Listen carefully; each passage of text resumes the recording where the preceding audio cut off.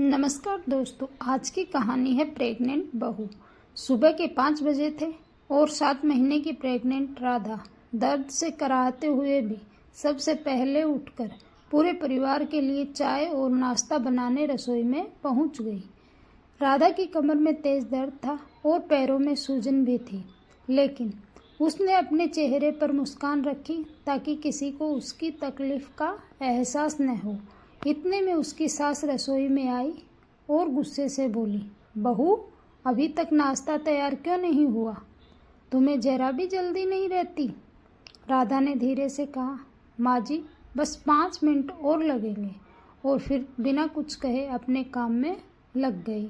नाश्ता बनाने के बाद उसने पूरे घर की सफाई की, बर्तन धोए, कपड़े साफ किए और दोपहर के खाने की तैयारी भी शुरू कर दी।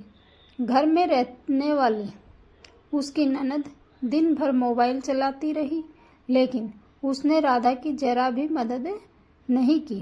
राधा का पति अर्जुन दूसरे शहर में नौकरी करता था और उसे लगता था कि उसकी माँ उसकी पत्नी का बहुत ध्यान रखती होंगी। राधा कभी भी अर्जुन से अपनी परेशानी नहीं बताती थी, क्योंकि वह नहीं चाहती थी कि वह दूर रहकर चिंता करे। एक दिन लगातार काम करते करते राधा की आंखों के सामने अंधेरा छा गया और वह रसोई में ही बेहोश होकर गिर पड़ी। बर्तन टूटने की आवाज़ सुनकर सास बाहर आई और बोली, फिर से काम से बचने का नया बहाना शुरू हो गया। उसी समय अर्जुन बिना बताए घर पहुंच गया और उसने अपनी पत्नी को जमीन पर बेहोश पड़ा देखा। वह तुरंत राधा को अस्पताल लेकर गया, जहां डॉक्टर ने जांच के बाद कहा, इन्हें आराम, अच्छा खाना और देखभाल की ज़रूरत है, वरना माँ और बच्चे दोनों की जान खतरे में पड़ सकती है। अर्जुन की आंखों में आंसू आ गए और उसने पहली बार समझा कि उसकी पत्नी कितनी तकलीफ सह रही थी। घर पहुंचकर उसने अगले दिन एक योजना बनाई। सुबह सास ने आवाज़ लगाई, बहू, चाय बना।